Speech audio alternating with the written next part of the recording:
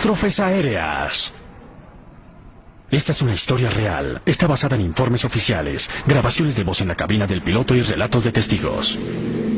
El asesino silencioso. 4:30 de la tarde, 8 de septiembre de 1989.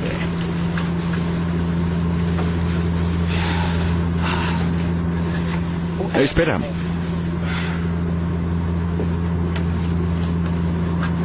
Knut Beiten y Finn Peterberg pilotean un vuelo charter desde Oslo, Noruega, a la ciudad alemana de Hamburgo. Parn Air 394, ubicado en el radar. El avión está a unos 100 kilómetros de la costa danesa. 124,55, Parn Air 394. ¿Cómo estuvo la cena? Deliciosa. Un poco costosa, pero deliciosa. Los dos amigos han volado juntos alrededor del mundo, incluyendo áreas remotas de África. Tienen mucha experiencia y ambos están a solo meses de la jubilación. Copenhague, buenas tardes. Parn Air 394 manteniendo nivel de vuelo 220. Parn Air 394 en radar, control de Copenhague. 394. El avión vuela a 20.100 pies sobre el Mar del Norte. Pilotean un bimotor Convair 340-580. Una aeronave popular para rutas cortas como esta. El avión fue fletado por la compañía de envíos noruega, Wilhelmsen. Los 50 pasajeros son ganadores de un premio de la compañía que los envía a un viaje gratis a Hamburgo para la inauguración de una nueva nave. Algunos tal vez ya habían estado en ceremonias de inauguración, pero estas son muy emocionantes y el ambiente era muy bueno en el momento de la partida. Uno de los mejores empleados de la compañía es escogido para pronunciar un discurso en el bautizo de la nave en Hamburgo.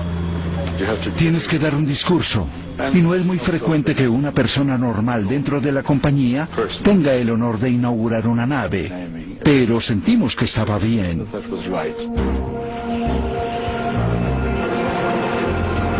Cuando el avión cruza el Mar del Norte, un F-16 de la Fuerza Aérea Noruega se acerca al avión en su camino a casa.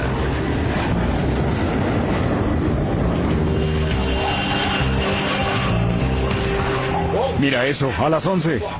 Un F-16.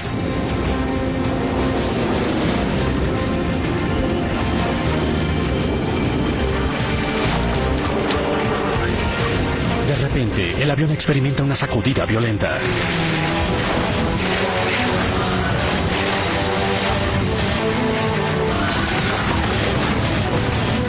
La tripulación es tomada por sorpresa.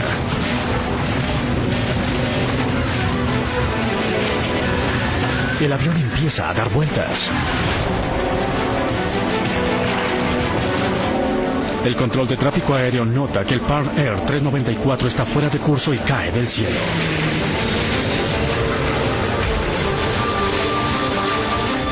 Parn Air 394, aquí control. La tripulación se esfuerza por salvar el avión y la vida de todos a bordo. Informe nuevo nivel de vuelo.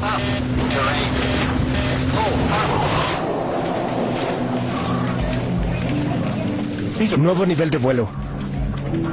Luego desaparece.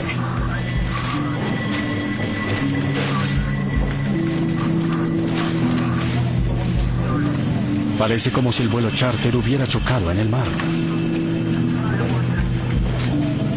Parn Air 394, fuera del radar.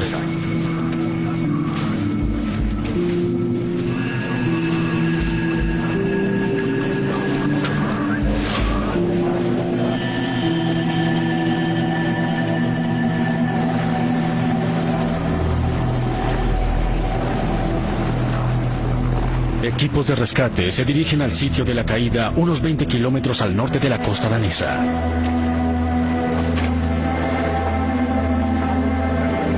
Solo encuentran escombros y cuerpos sin vida.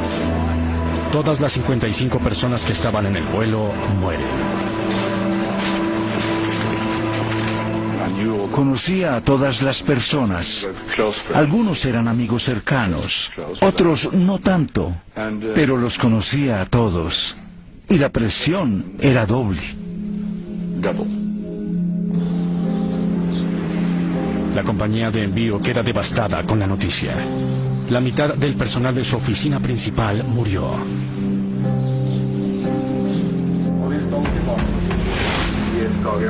Es el desastre aéreo más grande en la historia de Noruega. La nación está impactada. Jan Oving es un reportero joven del periódico más leído en Noruega. Es asignado para cubrir esta historia. Uno de los inspectores de la Agencia Federal de Aviación Noruega se apresuró a decir que fue un sabotaje. Lo mismo declaró uno de los líderes del equipo danés de rescate, quien afirmó que no recibieron señales de auxilio. El avión solo se cayó del cielo, lo que significaba que tenía que ser una bomba o algo así. Y alguien lo relacionó con Lockerbie el año anterior. En diciembre de 1988, el vuelo 103 de Pan Am explota sobre Lockerbie, Escocia. La evidencia en ese caso apunta concluyentemente a una bomba.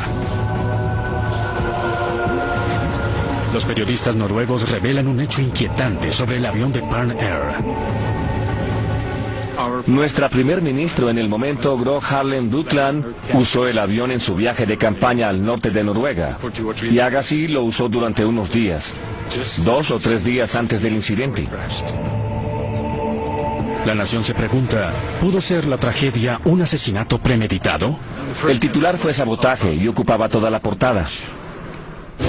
Una bomba explicaría la caída súbita del avión. ¿Fueron las 55 personas a bordo víctimas inocentes de un atentado?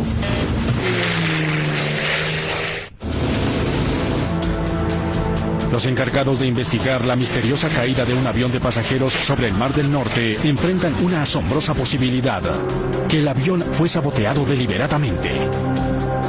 Quiero registros. La Junta Noruega de Investigación de Accidentes recluta a un investigador de la Fuerza Aérea, Finn Heimdall, para unirse al equipo. Será una prueba rigurosa para sus habilidades investigativas. Me alegra estar aquí. Empecé hace muchos años con la Fuerza Aérea. Vi algunas investigaciones muy mal manejadas y pensé que podía hacerse mejor que eso.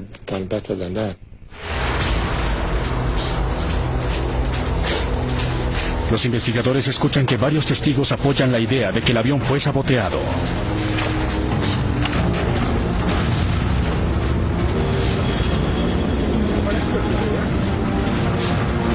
Un joven afirma haber oído un sonido como de cañón proveniente del sitio de la caída en las afueras de la costa danesa. Pudo ser la explosión que derribó el avión de Pan Air. Investigadores escudriñan la superficie del mar en busca de restos flotantes y víctimas del desastre. Al final, solo quedan 5 cuerpos sin encontrar.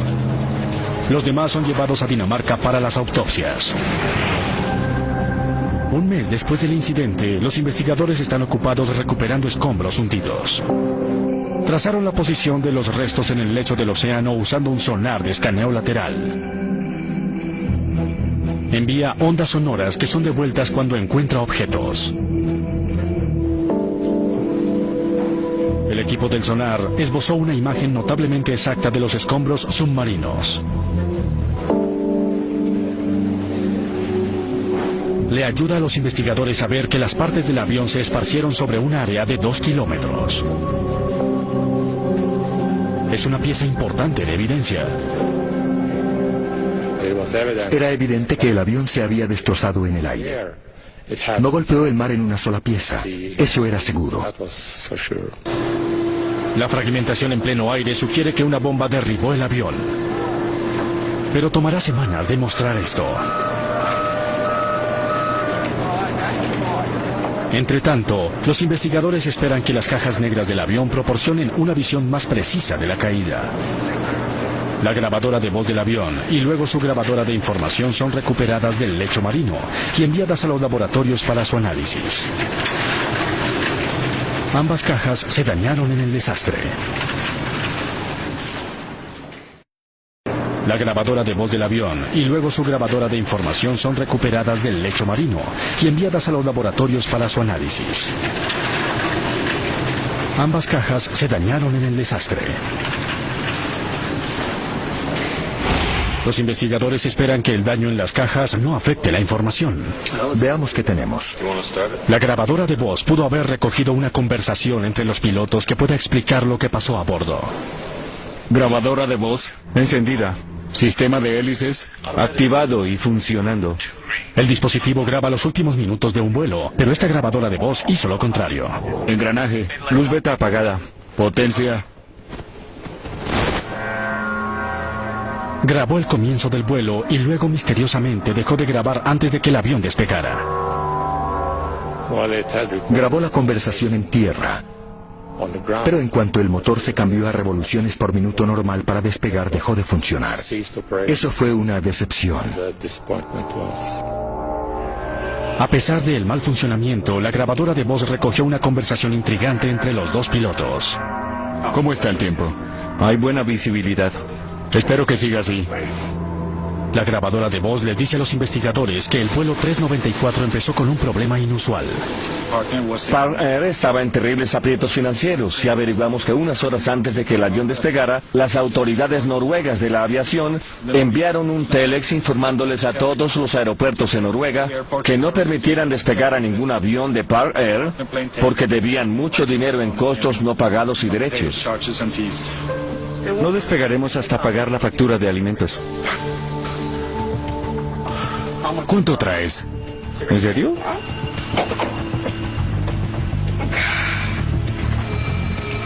Suficiente.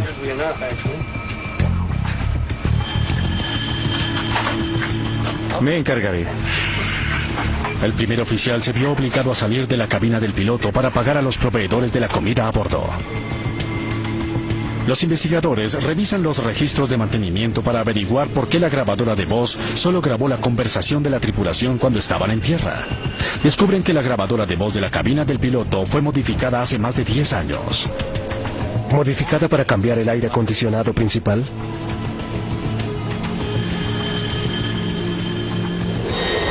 Apagadas.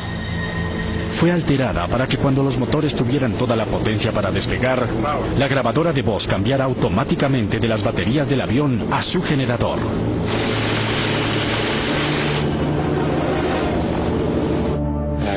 Esa modificación no funcionaba en este avión. Ninguno de los pilotos sabía que cuando los motores fueran revolucionados para el despegue, la potencia de la grabadora de voz se cortaría.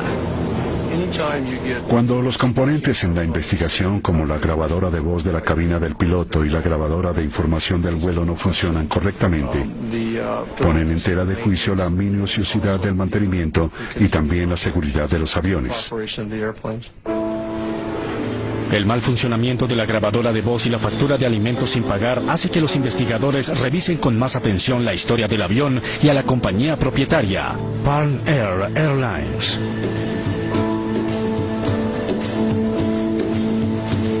Esta aerolínea operaba una flota de aviones en su mayoría viejos que volaban a destinos en el norte de Europa.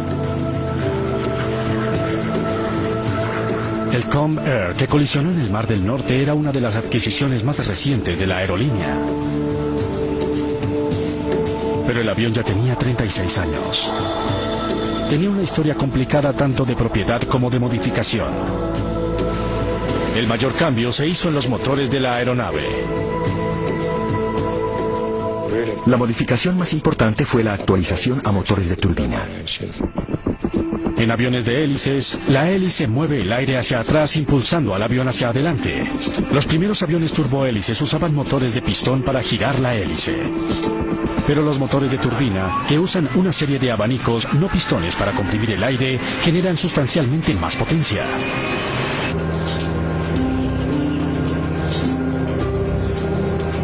Heimdall averigua que en 1960 los motores de pistón originales del avión fueron removidos y se fijaron nuevos y poderosos turbohélices a las alas. Es una modificación que proporciona más poder, pero podría tener su riesgo. Hubo un aumento considerable en caballos de fuerza al encender los motores de turbina. ¿Qué podría hacerle a la estructura del avión? Heimdall fue asignado para analizar los motores del avión. Quiere saber si los motores de turbina pudieron destrozar la vieja aeronave. Empecé preguntándome cómo puede hacerse pedazos un avión en pleno vuelo.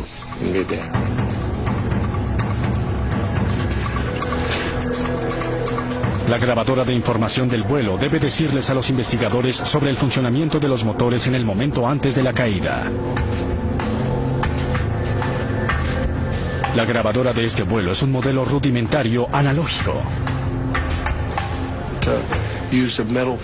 Usaba una lámina de metal que rotaba y unos marcadores hacían los registros sobre la superficie de esta lámina. La anticuada grabadora de información resulta ser otra frustración para los investigadores. No grabó muchos de los parámetros que debería grabar. Pero aún más, misteriosamente, la aguja parece haber grabado ciertos signos 2 veces. La línea doble confunde a los expertos que analizan el dispositivo. No teníamos experiencia con nada así. Contactamos a varios expertos, pero ninguno sabía de esto. Nunca vi algo semejante. La información del vuelo no les ofrece a los investigadores ninguna revelación precisa sobre la caída. Heimdall se pregunta ahora si el mal funcionamiento de la grabadora pudiera ser una pista en sí.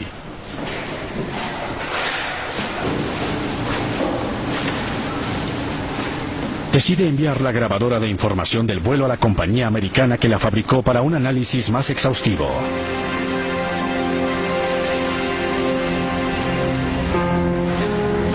Los investigadores reconstruyen cuidadosamente el avión de Pan Air. A medida que el fuselaje toma forma, el avión reconstruido proporciona cierta evidencia asombrosa a los investigadores. Lo único que podría destruir el avión en pleno vuelo sería una explosión. Y algunas de las partes eran un poco sospechosas. Sospechosas por lo descubierto en ellas. Se rumoraba que se encontraron explosivos en el avión de Pan Air. Hay rastros de un poderoso explosivo del ejército. La cantidad es pequeña, pero la prensa se entera. Posible bomba.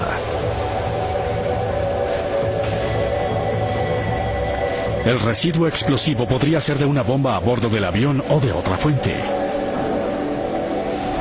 Un ejercicio de guerra de la OTAN llamado Operación Lanza Afilada se llevaba a cabo el mismo día cerca del curso del vuelo 394. Uno de los pilotos con los que hablé dijo: supongo que podría ser el llamado cohete frío. El cohete de prueba pudo haber atravesado una de las alas o el fuselaje. Muchas personas se preguntan ahora si una ojiva errante tuvo que ver con la caída del avión. Perdiendo altura.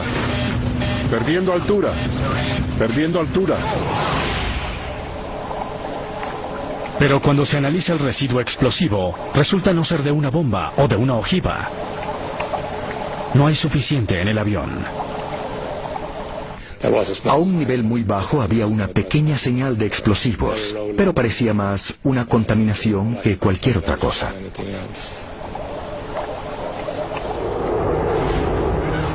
Muchas batallas se libraron en las afueras de la costa danesa. El mar está lleno de municiones viejas. Los investigadores creen que el avión recogió algún residuo explosivo mientras yacía en el lecho del océano. Los explosivos son descartados como una causa del desastre. Se llamó al metalúrgico Terry Hislop.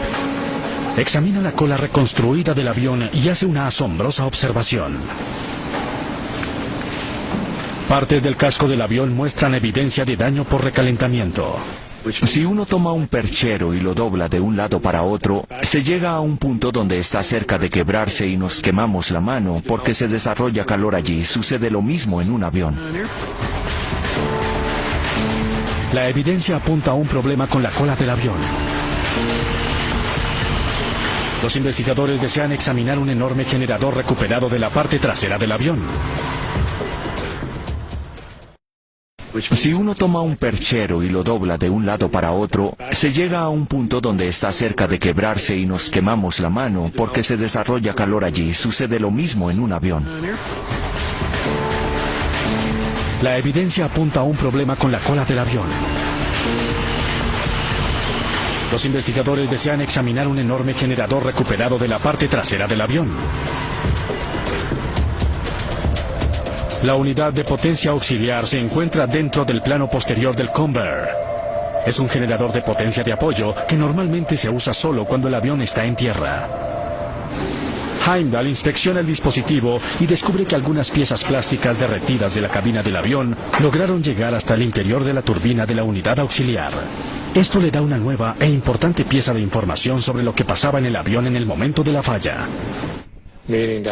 Indica que la cabina falló cuando la unidad auxiliar todavía operaba. La unidad auxiliar no debería estar funcionando cuando el avión estaba en el aire. Este hecho sugiere que la unidad pudo ser la causa del desastre.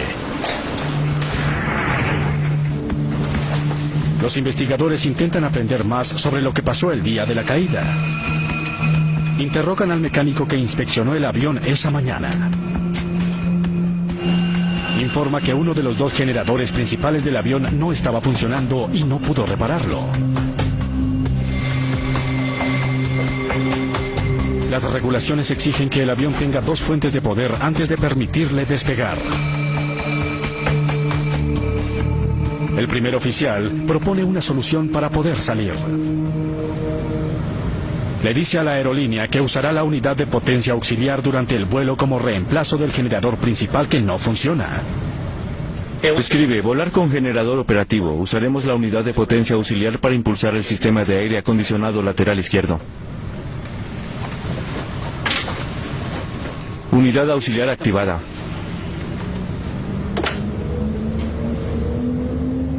Luces beta apagadas.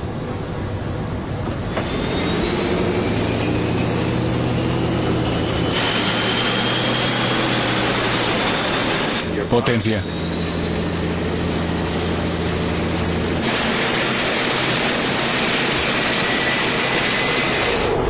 Durante la inspección a la unidad auxiliar, Heimdall hace un importante descubrimiento.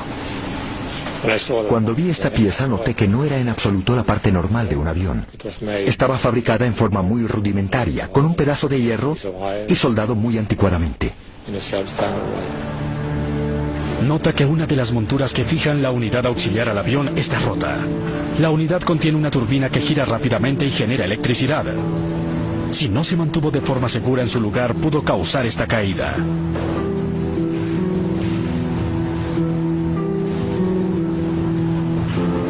Los investigadores necesitan saber si la unidad auxiliar rota causó la caída. Descubrirán pronto que solo es una pieza de un rompecabezas mucho más complicado. Los investigadores averiguaron que el vuelo 394 de Parnair volaba con una montura de la unidad auxiliar rota.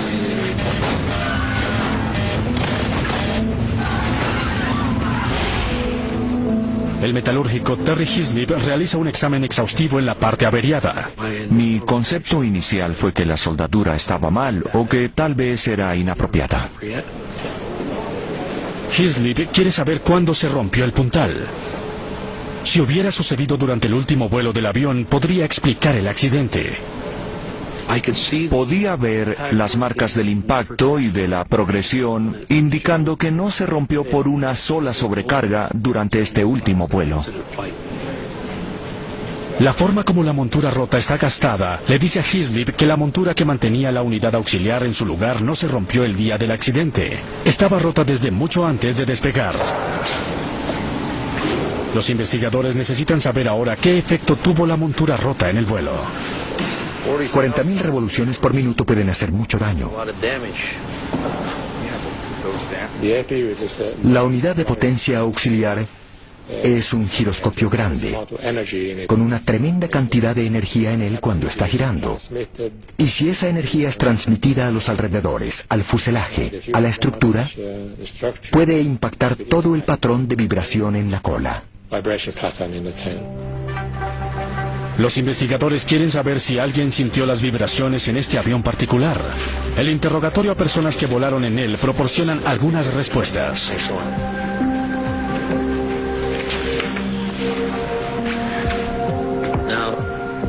Dijo que sintió retumbar el avión, ¿es cierto? Una persona declaró que el avión que chocó vibraba mucho más que los otros dos Convair, propiedad de la compañía. ¿Algo parecía extraño en el avión? Pero otros no mencionaron las vibraciones. ¿Buen vuelo?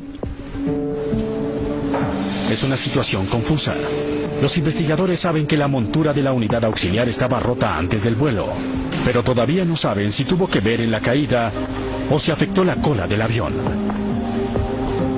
Luego la reconstrucción empieza a aclarar las cosas.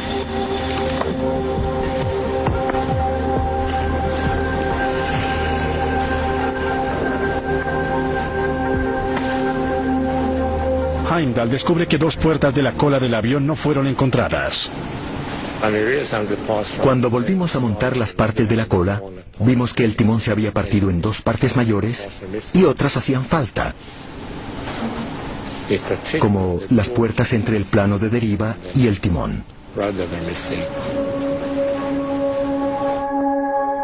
Las puertas de la cola son dos puertas pequeñas localizadas en el plano vertical del avión. Les permiten a los mecánicos introducir las pesas dentro de la aleta que controla el movimiento del timón. Heimdall hace un hallazgo importante sobre las puertas. Fueron fabricadas con un revestimiento en aluminio soplado. Por sus días en la Fuerza Aérea, Heimdall sabe que tienen una propiedad única. Es una lámina de aluminio delgada, muy liviana, y tiene propiedades reflexivas buenas para el radar. El ejército la usaba para distorsionar las señales del radar. La llamaban chaff. Los investigadores comprenden ahora que el objeto no identificado captado por el radar sueco era probablemente un pedazo de una de las puertas de la cola.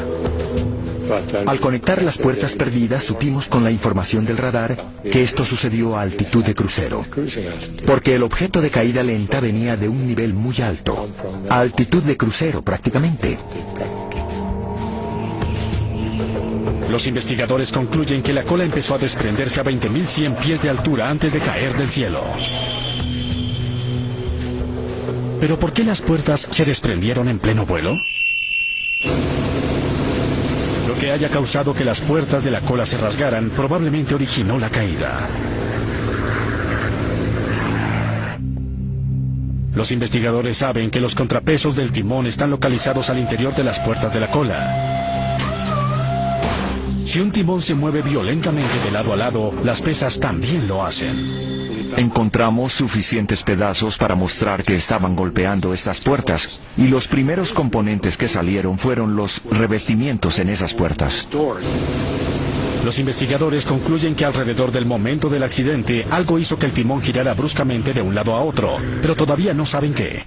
La unidad de potencia auxiliar con una montura delantera rota en pleno vuelo no causaría por sí sola que el avión se destrozara y la cola se desprendiera. Tenía que haber factores extras para que eso ocurriera.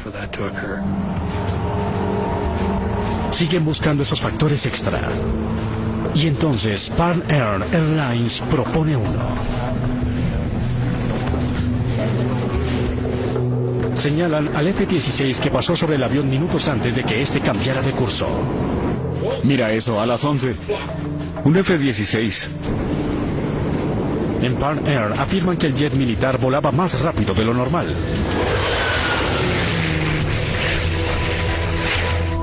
También creen que se acercó mucho más al vuelo de lo oficialmente reportado.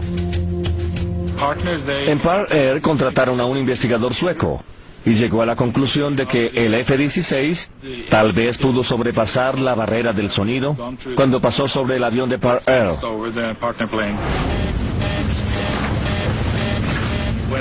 Cuando un avión de combate o cualquier otro avión rompe la barrera del sonido, se tiene esta onda de presión. Y la teoría decía que esta onda de presión hizo que el avión se desintegrara en el aire.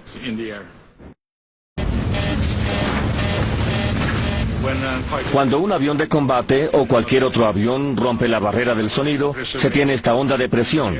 Y la teoría decía que esta onda de presión hizo que el avión se desintegrara en el aire. Pero el piloto del F-16 noruego afirma que estaba a más de 900 pies sobre el Convair cuando lo pasó. Los investigadores calculan cuán cerca tendría que ir el F-16 para afectar seriamente el vuelo 394. Determinan que para que la onda de presión del F-16 hubiera afectado al Convair, había tenido que volar a pocos pies del avión. No hay ninguna evidencia de que los dos aviones hubieran estado tan cerca. Buen trabajo.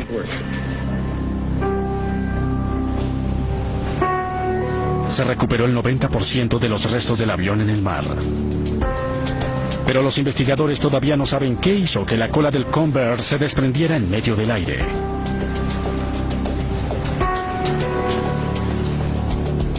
Durante el curso de la investigación, Finn Heimdall fue promovido, pero no tiene idea de cómo resolver el enigma que obsesiona a su nación. Me pidieron que me hiciera cargo del resto de la investigación del hardware. Tenía gran cantidad de partes recuperadas, pero pensé que nunca llegaría al final de esto.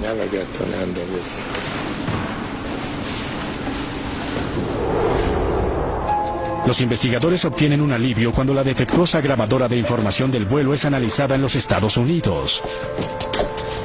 El fabricante le pidió a su mejor experto que volviera del retiro y examinara el dispositivo. El fabricante, Fairchild, nos refirió a un antiguo empleado. Y lo encontramos en California. El experto les dice a los investigadores que la aguja que se suponía debía estar registrando la altitud del avión se sacudía tanto que estaba dejando otra marca en la lámina. Pero luego va un paso más allá.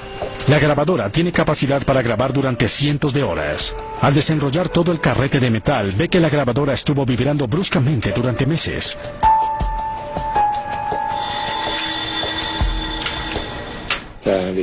Vimos que esto sucedió durante unas 360 horas de operación antes del accidente. Nunca vi una anormalidad como esa y nos tomó un tiempo deducir qué estaba pasando aquí. Ahora parece que la unidad auxiliar no era lo único que vibraba en este avión.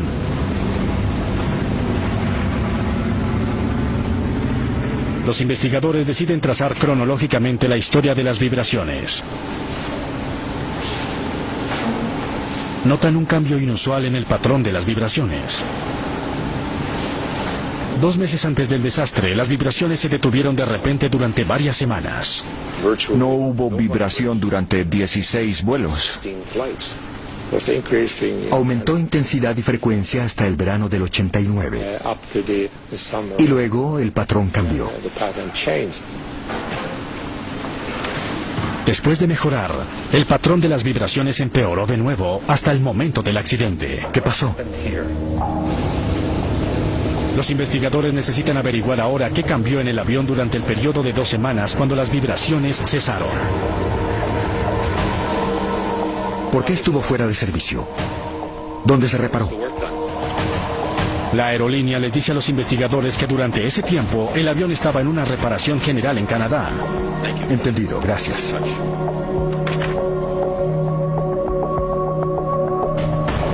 El trabajo fue hecho por el dueño anterior del avión, una compañía canadiense especializada en reparar aviones Convair. Allí, en los vuelos de prueba, la grabadora no registró vibraciones excesivas. Este patrón continuó durante varios vuelos de pasajeros después de terminar la reparación y de regresar a Noruega. Los investigadores revisan los registros de mantenimiento. Heimdall descubre que durante la reparación, los mecánicos hallaron señales de desgaste en uno de los 4 tornillos que conectan el plano vertical a la cola del avión.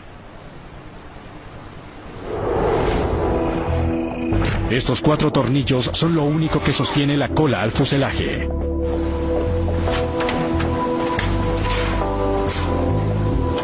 Durante la reparación del Convair en julio de 1989, un mecánico reemplazó uno de los 4 tornillos.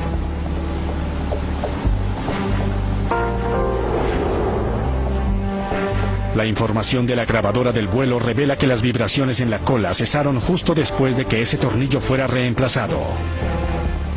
Cesaron las vibraciones. Increíblemente, los investigadores pueden recuperar todos los 4 tornillos que mantenían la cola en su lugar.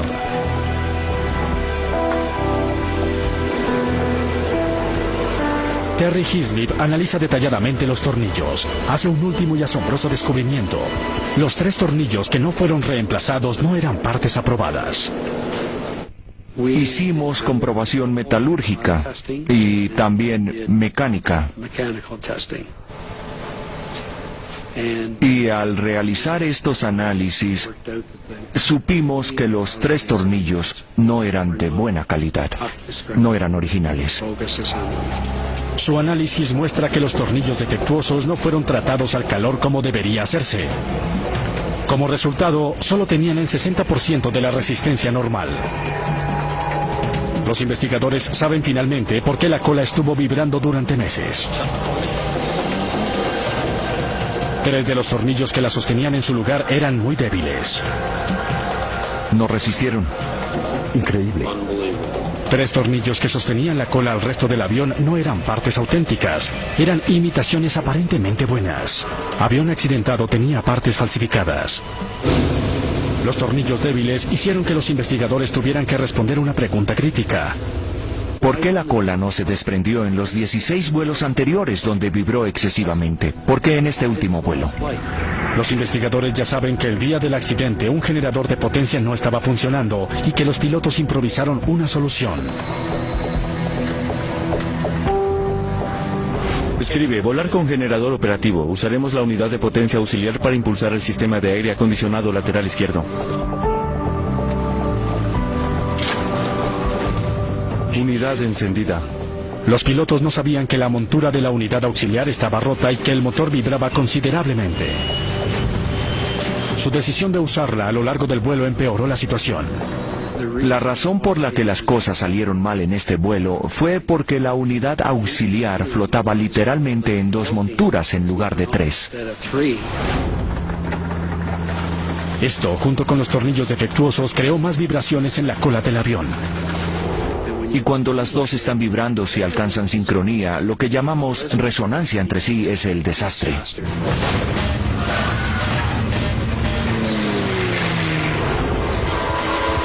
Los investigadores concluyen que las vibraciones en la cola y las vibraciones de la unidad auxiliar pudieron combinarse en una fuerza letal. Esto es lo que obtuvimos de la gente en MIT. Técnicamente, las vibraciones pudieron destrozar el avión. Si las 2 piezas sueltas empiezan a vibrar con la misma frecuencia, se obtendrá un múltiplo de esa frecuencia, lo que se llama un acople armónico. Y una vibración alimenta a la otra, se alimentan entre sí y se hacen cada vez peor. El ejemplo más famoso de acople armónico ocurrió en el puente Tacoma Narrows en el estado de Washington en 1940. El puente recién construido, de acero y concreto, empezó a oscilar a lo largo, y luego un viento de costado empezó a mecerlo de izquierda a derecha. Las 2 vibraciones moviéndose en direcciones diferentes se combinaron para crear una sacudida violenta que destrozó el puente.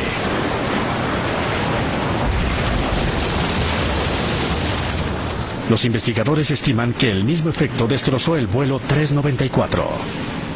Dijimos, es el mismo fenómeno que tenemos aquí. Esta combinación letal de vibraciones hizo que la cola se sacudiera de un lado para otro tan violentamente que el timón se bloqueó a la izquierda. Esto causó que el avión hiciera un giro a la izquierda tan abrupto que aumentó la corriente de aire sobre el ala derecha, creando una elevación mayor y haciendo que el avión rotara. El avión se recuperó brevemente, pero el timón se bloqueó de nuevo a la izquierda y las puertas de la cola se desprenden. Gira una segunda vez y la cola empieza a desintegrarse. Después de eso, la tripulación no tuvo esperanza. Los investigadores concluyen que fueron los 3 tornillos falsos los que iniciaron la caída del Pan Air. esta combinación letal de vibraciones hizo que la cola se sacudiera de un lado para otro tan violentamente que el timón se bloqueó a la izquierda. Esto causó que el avión hiciera un giro a la izquierda tan abrupto que aumentó la corriente de aire sobre el ala derecha, creando una elevación mayor y haciendo que el avión rotara. El avión se recuperó brevemente, pero el timón se bloqueó de nuevo a la izquierda y las puertas de la cola se desprenden. Gira una segunda vez y la cola empieza a desintegrarse. Después de eso, la tripulación no tuvo esperanza. Los investigadores concluyen que fueron los 3 tornillos falsos los que iniciaron la caída del Pan Air.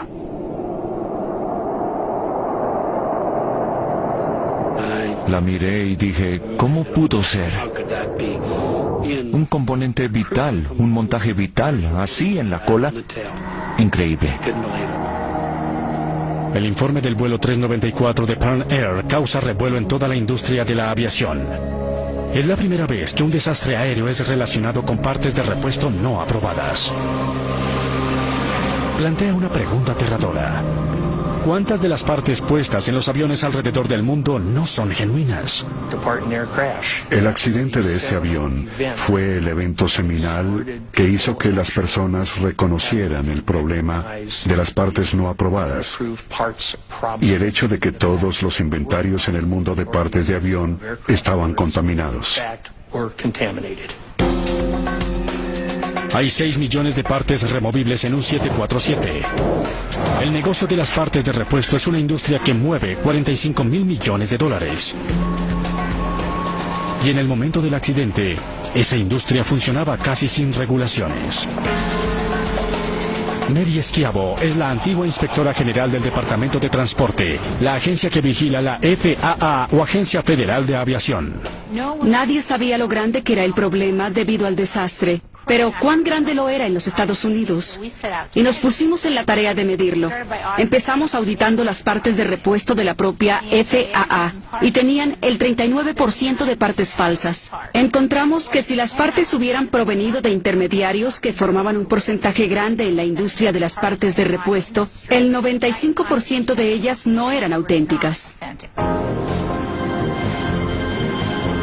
La FAA pronto encontraría partes falsas en un avión considerado ampliamente como el avión más seguro en la Tierra.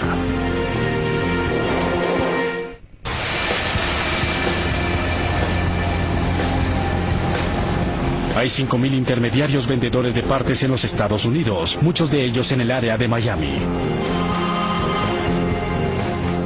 Los intermediarios no tenían regulación de ninguna clase. Si tenías un teléfono y un fax, eras un intermediario. De la noche a la mañana te metías en el negocio de la venta de partes y las conseguías en cualquier lugar. En patios de chatarra, en desguazaderos, en aviones viejos, de accidentes, con personas dispuestas a fabricarlas sin preocuparse por la ley. Las partes de repuesto para aviones son costosas. Un solo tornillo, como el que sostenía el plano vertical del vuelo de Pan Air, puede costar hasta $250. Una imitación puede conseguirse hasta en $30. Una verdadera ganga. Y cuando se tienen situaciones como las de hoy, donde las aerolíneas se manejan con bajos presupuestos, y hay unas 8 o 10 aerolíneas importantes en los Estados Unidos que están al borde de la quiebra, todas quieren rebajar costos. La FAA lanza una investigación a gran escala para las partes ilegales y realiza operaciones encubiertas para descubrir a distribuidores poco escrupulosos. Los investigadores revelan una industria en el mercado negro que hace que miles de partes usadas o de inferior calidad parezcan nuevas. Son imitaciones muy buenas, es difícil reconocerlas. En el momento del accidente del Pan Air, se hacían revisiones y balances al sistema que se suponía impedía que partes falsas llegaran a las grandes aerolíneas. Por ejemplo, cada parte de repuesto necesita la firma de alguien para verificar su autenticidad. Debe tener alguna documentación que certifique que está en condiciones de vuelo. El mantenimiento debe ser hecho por alguna entidad certificada. Pero los investigadores descubren que además del mercado grande en partes de repuesto, también hay un mercado floreciente en etiquetas falsas de la FAA.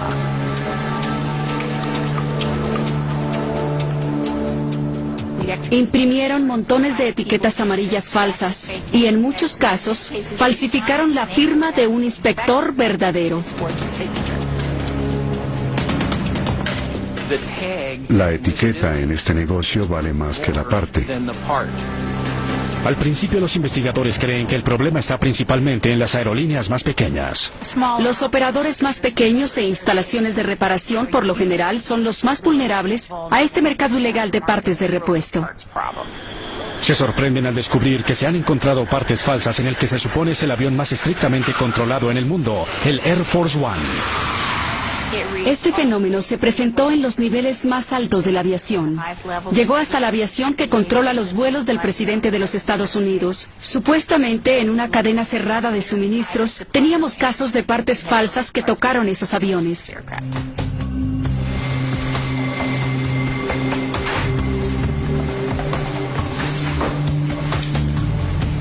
La Agencia Federal de Aviación responde rápidamente. Más de 100 distribuidores son arrestados. Con cada captura pudimos elevar el nivel de conciencia, no solo del problema, sino de las graves consecuencias si querían arriesgar la vida de alguien. Y creo que lo más importante que hicimos fueron las condenas por esos delitos. Como resultado de su investigación, la FAA instituye un sistema mucho más riguroso para documentar las partes de avión. Amenazan a las aerolíneas con cargos penales si aceptan a sabiendas las partes falsas. Las cosas son diferentes hoy porque tenemos un cuerpo entero de regulaciones.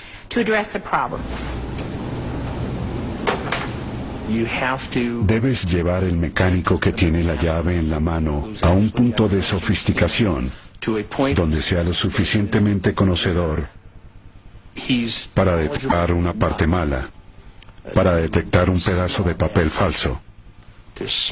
Y es posible de hacer. Las nuevas regulaciones logran su objetivo.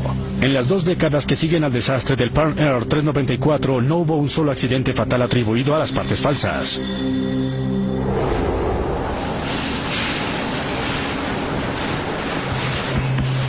Años después del accidente del Pan Air, Finn Heimdall se convierte en el jefe de la Junta de Investigación de Accidentes en Noruega. Hola, Jimmy. Era un enigma mayor que un avión sin ninguna razón obvia pudiera desintegrarse en pleno vuelo. Su informe del accidente produjo cambios importantes que tal vez salvaron vidas. Eso es lo positivo. Pero lo negativo, por supuesto, es la tragedia para muchas personas. Una de las partes más pequeñas en un avión charter noruego falló en 1989. Gracias a que los investigadores encontraron la causa de ese accidente, los pasajeros alrededor del mundo están más seguros.